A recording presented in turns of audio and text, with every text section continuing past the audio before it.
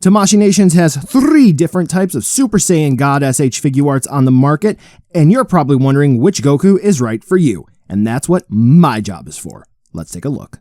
Dragon Ball, horror, kaiju, and more. Steven's Toy Reviews.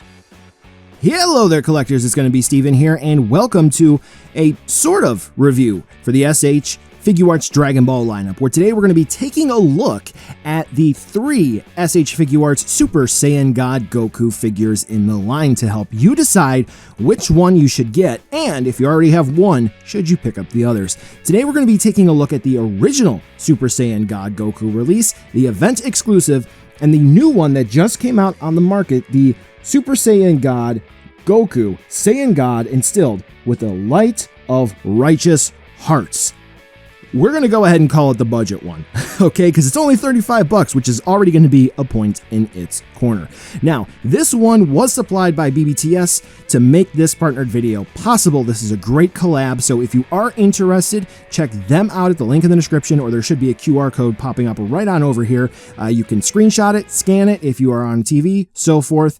Thanks to them for making this video possible. Now, what do we have here in front of us? How does everything work?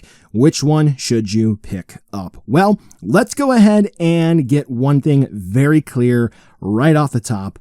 Basically speaking, we just have repaints here, right? So obviously this is going to be the original release. Then we have this one here with translucent hair and different clothing colors, and then we have this one over here, which is going to have a more metallic paint scheme, but the articulation is going to be the same. So we'll grab this one over here since he has the default fists attached, and we'll just take a quick look at him. So all of the figures move the same. Obviously, quality control is going to be different from unit to unit. So we're going to be using the 2.0 body style, right? We can move Goku's head around. This is actually a feature not many people know about. We have a pop-up ab crunch, diaphragm joint, whatever you would prefer to call it. So Goku moves rather nicely. I know some folks would prefer an update at this point to the body style like we have for, let's say, Ultimate Gohan or even the legendary Super Saiyan, but keeping in mind that this is meant to be a budget release that's meant to be friendly for collectors, then, I think this is beyond acceptable, right? So that's good. We do like to see that for sure, okay? Now, what I will note, and this is more so going to be in the looks department, which we are going to talk about in a second, we do have the original Super Saiyan God Goku here, and for this one, a lot of folks, nearly all of the units that I've seen, happen to have this gap here on the right hip. Don't know why, but that is just going to be something that happened to this particular release. Now, here's probably the reason why you're tuning in. How do they look next to each other? Now we're going to go ahead and just do a quick photography session here where we're going to be able to see them all side by side with the effectively same faceplate for each of them. So when we take a look at the hair, obviously there's going to be differences. Like I made mention, the original release is going to have a pearlescent sheen to the hair. It's going to have a nice shine to it.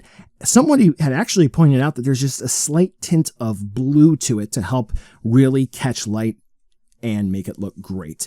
The event exclusive is going to have translucent hair, so this way you can see through it. Looks pretty cool.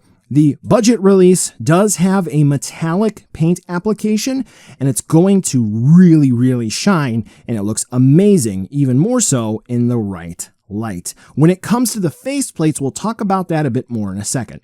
For the colors on the clothing, the original Super Saiyan God release of Goku has a more so burning coloration to him, like he's charging up, he has his aura around him, and that looks good. For the other 2 releases, they're almost the same. However, for the budget release, he has darker tones found all throughout and more intense shading.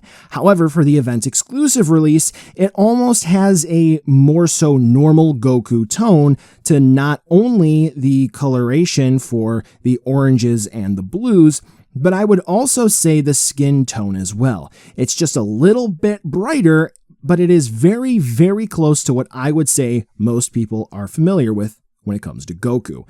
As we move on down, the boots are going to match the same blue that's found throughout the rest of the body. When we turn the figures around, obviously we are going to have the same colorations found on the back. The symbol is going to match the one that's found on the front. But what is going to be consistent not only across all of the figures is going to be a loss of shading, which is only found on the front of the figures, but for the original Super Saiyan God release, this is where it becomes very apparent that, unfortunately, when it does come to how they made the figure, the plastics for the joints don't match up with the plastics for the main figure, and there is going to be discoloration. The colors don't match. That is not going to be indicative of like a bootleg if you do happen to pick up the original release. That is just unfortunately how it came out. So if you're looking for, paint differences, how does this look compared to that?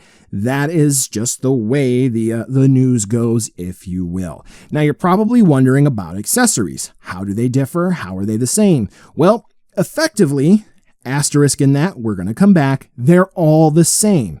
So if we're taking a look at faceplates, all of the figures have the same faceplates. We do have a smiling faceplate, we have a stern, angry looking faceplate, we have a yelling faceplate, and then we have a teeth gritting faceplate.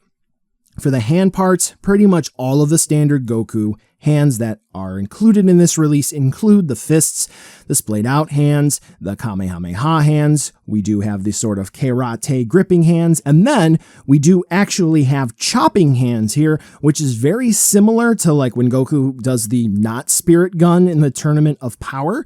Yu Yu Hakusho, right? We like that. Yusuke Urameshi. Anyway, we do have that included for this release across them all.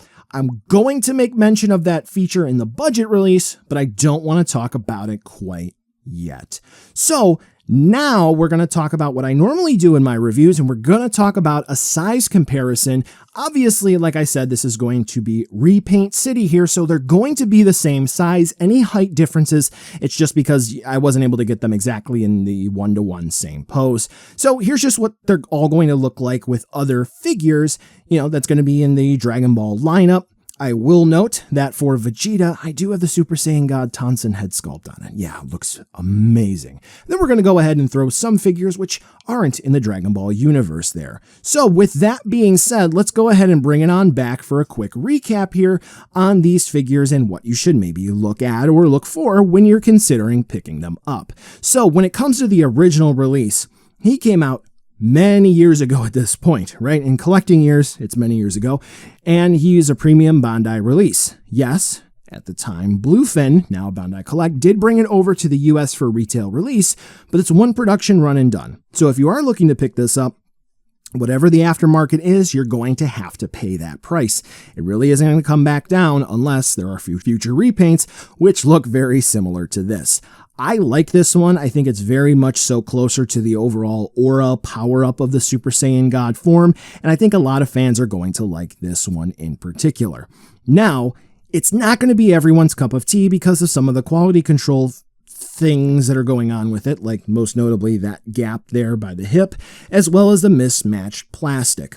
When we move on over to the other two releases, they are very similar to each other. Realistically speaking, when I'm looking at the faceplates, which again, we are going to come back to, I'm almost confused as to which one goes with which, as well as the skin tone. If you don't have them side by side, again, you'd almost be confused if someone did a head swap and tried to pull one over on you. But when it comes to the event exclusive, we do have the translucent head, which does look really cool, especially if the light catches it in just the perfect way. And I do have to say that that one, I think, blends in nicely with the many other Gokus that we do happen to have.